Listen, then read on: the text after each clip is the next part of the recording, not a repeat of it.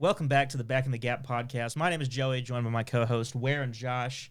And this is the podcast where we talk about life back in the gap and how those stories can educate our future. Today we're talking about teaching, specifically in a Bible study environment. Over the past couple of years, all three of us have gotten the opportunity to teach in what our church calls connect groups, more commonly known as Sunday school. So we're just going to kind of talk about our experience with that, kind of how we approach these lessons, and how they've impacted us in our own spiritual walks. So, before we start, I would like to say I'm more of a Sunday school guy. Okay. I am all for the name change of Connect Group from Sunday school. I am too. If a church is genuinely going to mold what that class looks like. Mm-hmm. And so, for example, growing up in student ministry and having young adult ministry now, it always was a connect. Our lives were intertwined beyond just that, 15-minute, 25-minute lesson on a Sunday morning. Yeah. And so it kind of felt jarring for us because it's like, it's what we grew up with and it's what we knew. Well, Sunday school is just a part of this larger thing. But I think that for, your actual adult classes, changing the name to Connect Group and then implementing changes to make those groups more connected is an overall good thing. Yeah. Yeah. That's my mentality on it. Now, I will say, love the name Connect Group. So I whenever I say I'm all for Sunday school, I'm biased in that because I have a stutter. And so Sunday school is way easier to say than Connect Groups. So I say Sunday school. Well, but I do like Connect Groups and division. I appreciate that perspective. That is something that I've, with your disability, it's hard for me to see some things like that. Yeah. I don't know. It's like whenever I have like a script to go off of, like I can think of Connect Groups. Yeah. I just had to pause right there. Mm. I know it just deeply impacts people sometimes. But when I go to like a restaurant, I have to order the same. Well, I mean, I don't have to. Like, I will order something else. But a lot of times, it's not that I don't. It's weird because do y'all have like? This is very off topic. This is a little bit, but it's okay. It's fine. I'm enjoying where we're exploring. Yes, we are building into this. That's right. Yeah. But you get the Spotify Wrap thing at the end of each year, and it'll tell you what kind of listener you are. Sure. Yeah. And I am the loyalist, is what calls me, and that's true. That's really true. Whenever I go to like a restaurant or somewhere to eat, I'm typically getting the same thing. Yeah. Because I trust it. I'm kind of scared to get something else that may be bad. Whenever I know this thing's good, but it's mainly that mixed in with a little bit of, well, it's easier for me to say because I'm used to ordering this. I'll add on to that. So I'm the same way in terms of first of all, I'm a very picky eater, right? Yeah. So once I find something that is good, I'm like, well, that's it. Like, that's what we're going to order. But also, I'm not as concerned about, slipping over my words, but because of a stutter. But I am just because of, social anxiety in general. Yeah. I practice whatever I'm going to order in my head, over and over while I'm in line until I actually get there to say it. Because I don't trust myself to say it correctly. Interesting. And that's not because I have a stutter. It's just because I feel like I'll stumble over my words anyways, just because I'm clumsy. I've had people call me out, like the person who talks to you at the drive-thru. There was one time I went to a McDonald's and I ordered my food, and it was like the plain script. Like, I get the same thing most of the time, and I got my order, and I'm just struggling, man, getting through that order, and the person on the intercom just without hesitating just goes, "Man, are you okay?" He goes, "Are you okay?" Yeah, I'm good. I get to that window, and he kind of just looks at me and smiles. And he goes, "Yeah, man, my cousin has that." Look, one of my favorite stories that you've told me across time is when you were ordering Chick-fil-A for everybody. Oh yeah, at the drive-thru. Would you mind giving us giving the listeners this joy that I have? Yes. So this was like about a year and a half ago. I'm in the car with some friends, and I'm the one. Now I love going to a drive-thru if it's just me. Sure. And maybe one other friend, if it's like a whole car packed of them and I have to make the order for everyone, I won't say it stresses me out, but it makes me angry because there's some people, I won't name drop. I will say it's known at this table, but there are people where they want like this weird select stuff, and it's harder to remember that order for them. And I'm just like, oh my gosh, I can't remember this. There was actually a time we went through a Wendy's, and this specific person had to get out on foot and go to the other drive-through lane to order their food. I'm dead serious. Yeah, so that actually happened. So that's like a separate story. But this story, we're in there, and we were already laughing and just being kind of a rowdy group already at that point. Well, there's a sign. I don't know if it's still there, but there's like a sign saying, "Hey, if you are disabled, just call for help." And right before I started saying the order for everyone, and I'm like, I'm locked in. I'm like, I got it. I want to nail it this time. And said person behind me goes, "Where? Ask them for help. It's because you're disabled." And we just lost it. Like we just lost it. And we're on the intercom, and I can hear like our can't echo. order at that point. No, I can't. Like I literally tell the person saying, "I'm sorry," and we're just laughing, and we're so loud I can hear our echo through like their PA system in there. Oh And man. so that was our experience in Chick-fil-A. It's awesome. Speaking of getting things right when talking, teaching. Bless you. It's something that I've seen you make a ton of progress in teaching. Where I am really impressed with how you teach. I'm very excited for this upcoming Sunday as you'll have the lesson. You want to? I thought you were going to keep going with No, that was it. Oh yeah. Tell me about your process. Yeah, I don't know. It's fascinating. I remember when I got into it, I didn't want to mess up for obvious reasons because I don't want to say the wrong thing. So that's like my biggest fear is I don't want to say the wrong thing. Yeah. And lead someone down a thought or down a path that I didn't mean to. And which I had to get over that. So I got over that so I was with a guy at our church who mentored me in that. And he basically said, "Well, Jonathan, I'm going to give you some advice. It's going to happen. Yeah. Like you're just going to say the wrong thing at some point. And you don't mean to, and you can be as prepared as you want to, but at some point, like you're going to say the wrong thing on pure accident. And it's in those moments you really just have to trust God and have faith that doesn't turn into something bad. And luckily, so far from what I've seen, I've said multiple wrong things on pure accident before, where I'll just stumble because I'm in that process of going through my lesson. I've had some analogies that have fallen flat on their face before, and it's like, oh shoot. I didn't mean for it to come out like that. So our discipleship pastor, I would go to him for help on this, and he showed me like kind of like a pie chart, and it's all like the different teaching styles, and it had a percentage of what tracks the most engagement in it, and you know, and it'll be like, you know, like a seminar, graphics, a video, you know, all these different things that you can incorporate into a lesson. And if I remember correctly, the one that had the least percentage of like engagement was just doing like a pure just seminar type thing. Yeah, lectures tend to have the lowest retention, which was very fascinating to me. I want to say the highest one may have been like a video or maybe like a visual aid, having like a picture or something, or like props. And he said the best way to do it is to try and find a way to incorporate all of those. Yeah.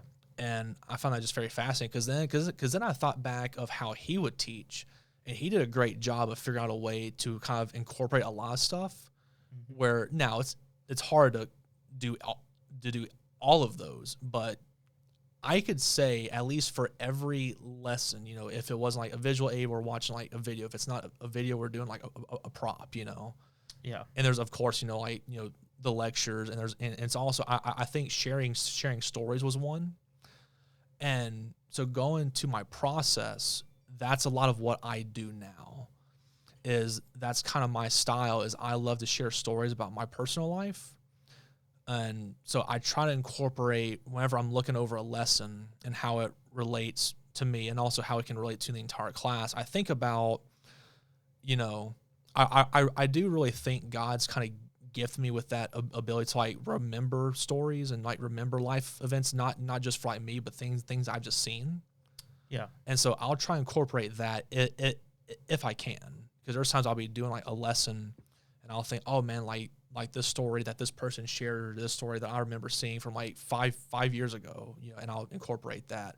And because there's been multiple stories that I would never even think about, because there was one in our Connect groups about I taught 4 weeks ago because we're on a rotation of 4 guys, and so I teach every 4 weeks. And so the one I taught 4 weeks ago, there was a story event in my life I haven't even like thought about in years, because it happened back in middle school, and that specific lesson kind of like unlocked that, and I was like, oh, that'd be great to share, and I just shared that. And so that's kind of like my process a little bit, is I just love to figure out how can I incorporate a story, because no one can deny like your personal experience and like stories that have happened to you, because some people could, you know, it's not right, but some people could say, well, I don't believe scripture or whatever. Now I'm not saying that's like for our group or anything, but that could happen. But no one can say, oh yeah, well your story is false, you know, because that's like your personal story, you know. So I hope that answers the question. Yes, it does. Yeah. A very long-winded answer to that question. Oh, that was good. For me, I'd say my process, I like to try, I'm not very good at it, but I like to try and include like visual aids as much as I can. Because myself, I'm a very visual person, and I can get up there and talk all the live long day. But at the end of the day, I teach middle schoolers, and if they're just sitting there listening to me talk, they're going to be off in another world somewhere. And I don't want it to just be like, you know, me getting up there and just like, I don't know, talking at them. I want them to be engaged with it. I want them to feel like they're involved in it, like it's a community for them. I remember one time we were talking about in the lesson, we were talking about like mimicking your leaders in the church, like the people that you look up to and respect. So I pulled up on my laptop, I got a picture of Mr. Potato Head, and I went to Walmart and got like some russet potatoes, some duct tape, some Sharpies, and like some wooden skewers, and I had them make for me a Mr. Potato Head out of like actual potatoes and just random stuff that I found. So after that, they were engaged. After that, they were a lot more talkative, and it was great.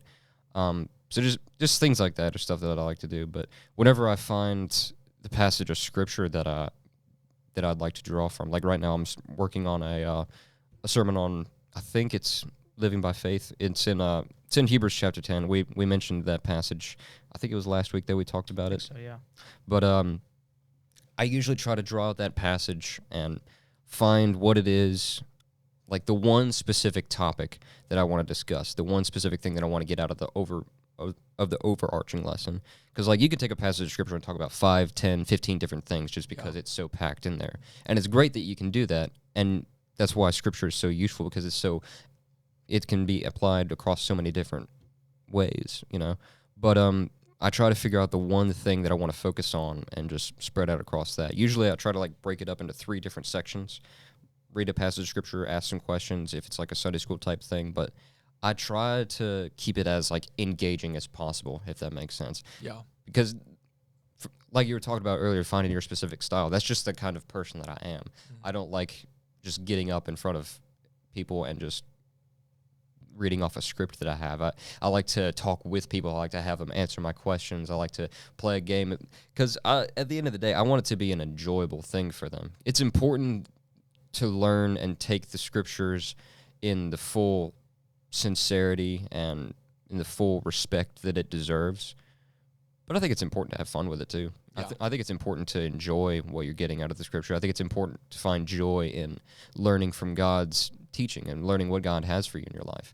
It's not always fun to hear about the things that, you know, you need to change. It's not always fun to hear about the things you need to sacrifice. And sometimes there is a time for those like much more intense, much more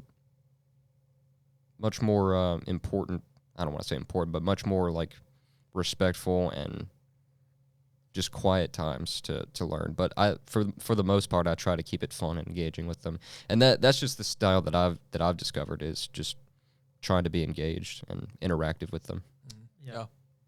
You know, I think for myself, one thing that I really enjoy about the lesson plan that we use is that it's really based around discussion, right? Yeah. And keeping people involved. And so, outside of having to, rewrite a lot of the questions, a lot of the core foundation, that we have with our lessons, I don't feel has to change with the young adult group.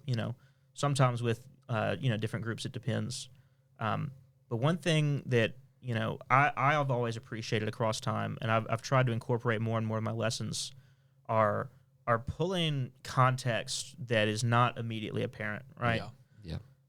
I was teaching a lesson out of the book of Jeremiah, and for our lesson plans we kind of skip around, and it just mentions this guy Baruch, and we had not talked about Baruch at all. I remember that lesson plan. I'm in the chapter before, and Baruch kind of isn't. So that's a situation where I'm like, well, I could just ignore this, or, well, let's go a little deeper. Who is Baruch? How is he related to Jeremiah? And why is it important for us to understand it here, as well as for the, remaining lessons in that, particular book?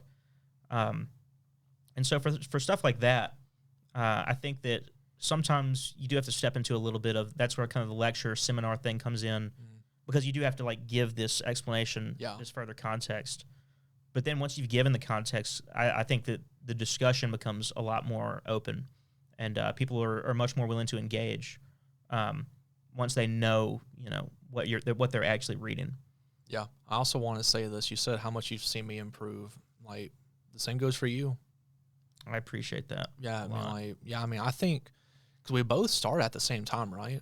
I started about a month before you. Okay. There's another guy who taught our class. And he's like, hey, man, I'm going to be out of town. Can you teach for me? And I was like, I guess. It really is scary. I was like, I don't know if I want to do this. And then I taught. And then I went and talked to him later that week after I taught. And I was like, hey, feel free to take more vacations. I'm willing to do it again. Yeah. And so that's when we kind of made the schedule with the two guys, and we both got on rotation. Yeah. Yeah, no, it sorry. Do you have anything? No, yeah, I was going to say, I've seen us both grow. And I think what's great about our group, the specific group that we teach, they're just a great group. They're very easy to teach to. And they're very encouraging as well, where, I'll go up to you, or I'll go up to other people. And it's we have a group that's willing to offer critiques and offer and tell you, hey, here's where you can improve and do better, but also have that encouragement. That is one of the best part about teaching our peers, because we're teaching the class that we're attending, right? And so yes, there is some, I guess, level of well, when I'm teaching, you're going to be respectful and not talk over me, but we're on the same level, right? And so people are much more willing to be if you ask, I have not had anyone come up to me like, hey, Joey, your lesson sucked because of this, and this, but like you were saying, if you go up to somebody and ask for genuine criticism, they're going to give it to you, and they're going to tell you how it is. And that is super helpful, because we are going to make, mistakes, and we're not going to be perfect, just the first time we do it. If I cut you off. No, you're good. Okay. And for me, that's where our student pastor has been very helpful in my teaching experience, because he, for the longest time, more recently, it hasn't been this way, but for the longest time, whenever I first started teaching, probably for about the first year or so, he would sit in on the classes that I was teaching, and he would, afterwards, he would talk to me about it. He would give me critiques, like you were saying, and he would give me ways to improve that, or give me ideas to try out, new things to explore, new methods of teaching, new ways to engage with the group, and things like that. And so, that I just want to say, that is very important to have that sort of feedback as a new teacher, because otherwise you're just kind of, I don't want to say lost, but you're trying to find things a lot more if you don't have that feedback. You're trying to discover a lot more. You definitely need guidance. This is something that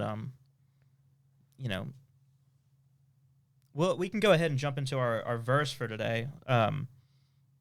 We're in James 3, verse 1. Not many of you should become teachers, my brothers, for you know that we who teach will be judged with greater strictness. Teaching is something that has to be taken seriously. And Absolutely. It's not something that we can do without guidance. For sure. That verse is a very scary one, and I think for all of us, we can kind of discuss a little bit, like there should be a great fear that comes with teaching. Oh, yeah. Jesus said, if any one of you is to lead one of these little children astray, it would be better for him to have a millstone tied around his neck, which you don't know back in the day, a millstone. It took like probably 20 big men to lift it. Like it was as tall as a door, and it's just this big round stone that they would use to grind wheat and flour and things like that. But he said it would be better for you to have a millstone tied around your neck and cast into the depths of the sea than for you to lead one of these little ones astray. So Jesus clearly took teaching very, very, very seriously. Yes. And I feel like that sort of seriousness is, I know that for me, I can take that sort of seriousness for granted sometimes just because I get caught up in all of it and caught up in the method of trying to create things. Yeah, I think so. And I think there's a lot of times we don't approach teaching with the proper reverence. Yep. I know there's been times for me where I'm like, man, I haven't really looked at my lesson yet. Man, and the day just keeps getting closer and closer. And it's like, I might be able to have a decent lesson that I, pulled out of just basically reading the paper, and that's it. Yeah. But that's not the approach that we ought to have. And that's when mistakes come up. Where you mentioned something, our discipleship pastor told you that you're just going to make a mistake, right? Yeah. It's just going to happen. For myself, there was this time where there's this metaphor that I'm trying to explain, and I straight up explain the metaphor backwards. And, that was purely because I was not properly prepared. I did not, treat that situation with enough reverence. Yeah. And it's like you walk in that room and all eyes are on you. Yeah. And it is scary sometimes because you kind of like, I don't know. I remember the first time I taught, I looked down to my notes and I look up and it's like, boom, all eyes are on me. And it's like, holy frick, Yeah. what's happening here? But yeah, I had a thought, then it just left me. Dang it. Josh, do you have something? I saw you.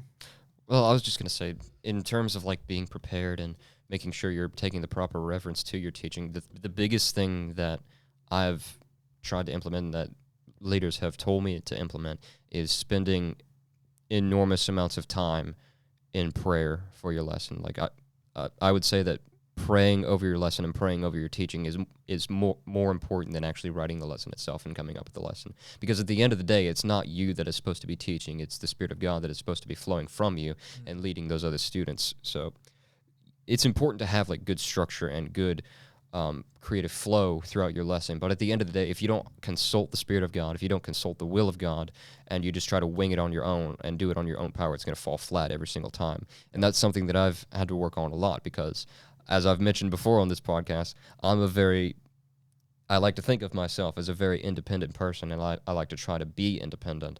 So a lot of the times I think, oh man, I've created a pretty good lesson. This is going to go over pretty well. And it doesn't because I didn't pray about it. But ultimately, it is the Spirit of God that should be flowing from us, and we should be setting ourselves aside in order to make sure that that lesson, that point that God is wanting to get across, is getting put across correctly without any, sprinklings of me in there. Yeah.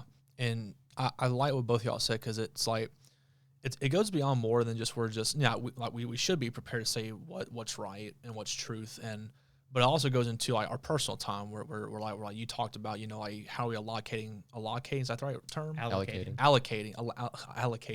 How are we allocating our time for it? And Josh mentioned prayer, and I just remembered my thought, and it goes along with that of it was our youth pastor, so not our discipleship pastor, but our youth pastor. He said, "Are you learning yourself the lesson you're about to teach?" Yeah, and I found that very fascinating. He kind of broke it down and said, "You're going to speak better and be more confident in what you're saying if you're actually learning from the lesson." Absolutely. And it's like if you're just skimming it over, you may get the main point, but more of like the meat to it and what it's more like the more in-depth stuff, and I found that really it's like, and I'll sit there and pray because I have a bad habit of just like reading scripture in my own personal time, and it's like, all right, I'm good, I'm done, where I'll get like the main point, but there's more intricate stuff that I can break down and learn more about it. Yeah. And really get the full frame of reference of what the scripture is talking about and all that stuff. And I found that whenever, I pray about it and I'm intentional about it, it's like my points are more clear. I do feel more confident whenever I'm teaching the lesson. And also like the time, whenever you kind of went, I remember it was one lesson I did. I kind of skimmed over it and I taught that thing like in 15 minutes. Yep. And it was like, oh no, what I got an extra 20 minutes. What am I going to do? Yeah. And it's like whenever you're really prepared and you really know what you're speaking on, you will make that time. Yeah. You'll almost struggle to fit it all in the times you have. Yeah. Yeah. Yeah, I like that a lot. You have to learn from what the lesson is. And I think also in addition to that, your time with God, your personal reading cannot just be limited to that lesson. Yeah. I think that sometimes it's easy for me to be like, well, I read the scripture I'm going to teach on, so I've spent time with God today, and that is true, but that has to be in addition to your time with God you're already spending, right? Yeah. And the scripture that you're already reading, your prayer time. This is not a substitute for that. If you're not filling your own cup up, then you're not going to be able to share that with others. Yes. I thought it too that I treat it more like a job. If that makes sense. Where like when I first started teaching to go with what you were saying is that I treated my time, like my personal time was basically, like my personal time, I was treating that as like my lesson prep. Yeah. And I was treating it more of like, instead of a true relationship with God in that moment, it was more like a job. It was more like a task, which I guess it kind of is, but I don't know. It's really hard to explain. I don't know if that makes much sense. Yeah. It's difficult because it is a task that has to be treated with, reverence and importance, but also it is growing with God, and it does have to be organic. Yeah. And, you don't want to lean too much into one. Because if it's just the task and you're just teaching, pure theology, we're just breaking down what these verses mean in the original Greek, and there's no actual, life application behind it, well, then you miss a lot. Yeah. And if you don't have that side of it, and it's just, well, I'm going to read this verse completely out of context, and we're going to try to fit that into life somehow, well, you may have taught that incorrectly because there's a whole other side of it that you missed out on. No, that's a really good point, John. It's a tough balance to find there. Yeah. And I think I still really struggle with that balance.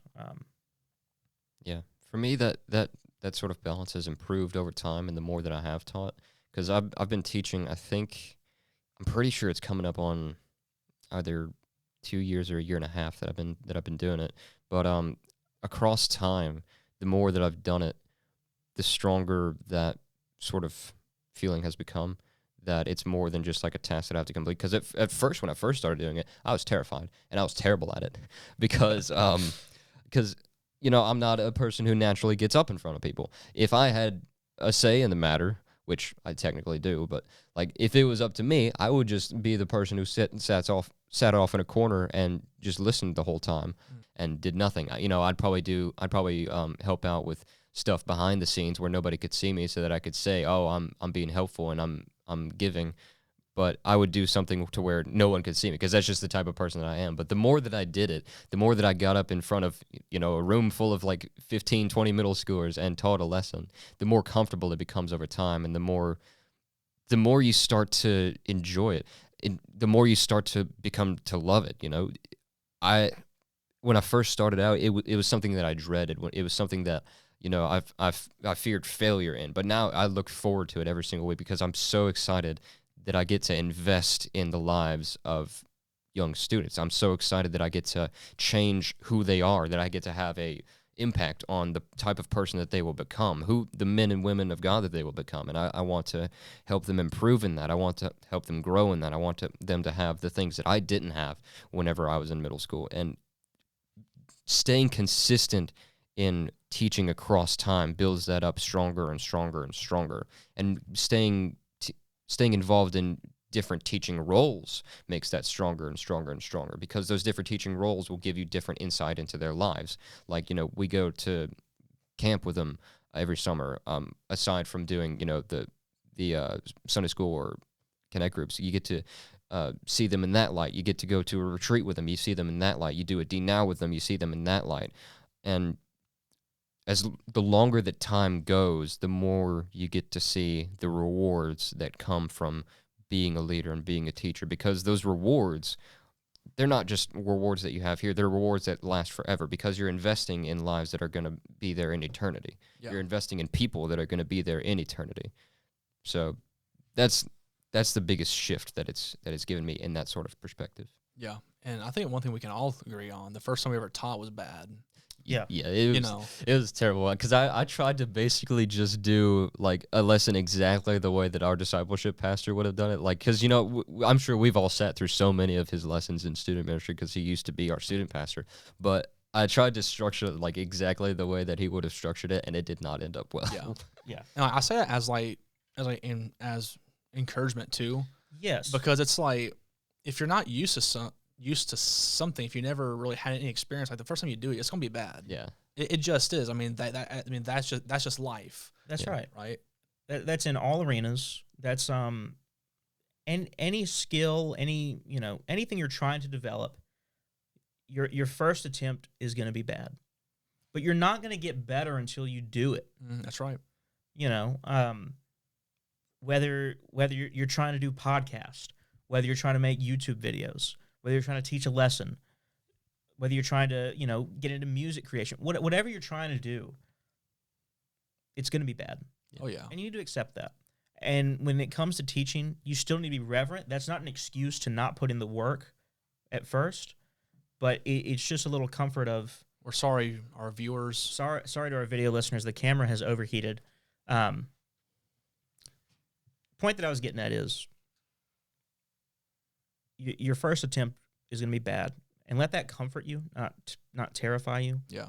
Don't let that be an excuse. But use that to be like it's okay if it's not perfect, and I'm gonna get better. But to get better, you do have to put in the work. Yeah. So for those of you who are listening and you're like, I don't teach. This is not relevant to me.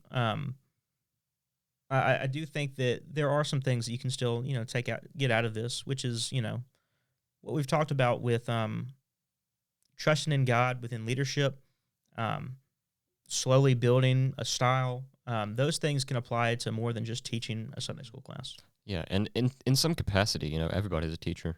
You might not ever get up in front of a group of people and give a lesson or write out a lesson yourself, but people are seeing what you do. Your actions are a lesson to other people if you proclaim the name of Christ. Your actions are a lesson that people are going to learn from. Like Ware was saying earlier, the best way that people learn through the chart that you were shown was visual stuff.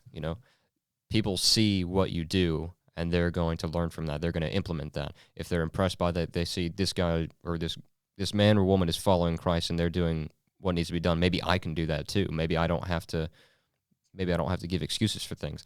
And whether you think you are or not, if you're following Christ, you're going to be a leader at some point in some capacity, because God is going to call you to that in some form or some capacity at some point. So, yeah, take encouragement from that. Yeah.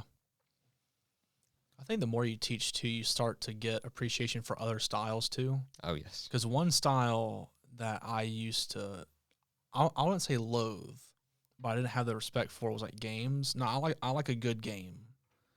But there were we've all been there before. I always thought the games we did a part of our youth group were awesome. The games we did at camp, I was known for being the bum and saying this is dumb. I don't like this at all. And now that I have more of a role in teaching and all that stuff, it's given me perspective of like, man, like this student one day may not take from like the lesson, but they really took away from like the game. Yeah. And it really, like, when you have that perspective and you just see how different students learn, it makes you say, man, I need to, it's like I need to do what I do best as a teacher, but find a way, how can I incorporate the different styles, right? So it's really a fine balance of like, here's my style, here's what I'm great at, but how can I incorporate other things too? Yeah. And, I think that it does give you a different perspective, and you are able to see more into why someone may choose a different style that doesn't necessarily suit your needs. Yeah. And so, for those listening who, maybe they're nervous about teaching, they may have this opportunity, I'd say go for it. If you have an opportunity to teach and you are going to approach it with reverence and you're going to do it right, I think that it's a good thing, that it'll open your eyes to a lot that you may have not noticed before. One thing I'd like to add is, if you do feel like you're called to teaching in some form or fashion, if you do, maybe even you're called to ministry, something like that. But if you're called to teaching, I would say go consult a ministry leader about it. Go consult pastor, or maybe if you're a student, consult student minister about it. Get advice from them, because it's a very big decision to make, and it shouldn't be made willy-nilly. Yes. So, if you do feel that sort of calling, pursue it. Maybe you'll find out that you're not actually called to it. Maybe you find out you will. You're never going to know if you don't pursue it in the first place. There were other kids in the student ministry that we were in that also said that they were called to ministry, and they said that at the same time that I did. And out of all of those, I think me and one other person were the ones that went into it. So, and that's perfectly fine. There's nothing wrong with that, because they pursued it and they found out they weren't actually called to it. So, if you do feel called to it, great, pursue it. Seek a leader about it. Seek counsel, and just find it out for yourself. But yeah, that's been all for the Back in the Gap podcast. Check us out on all of our socials. That's at Back in the Gap Pod, and we will see you next week.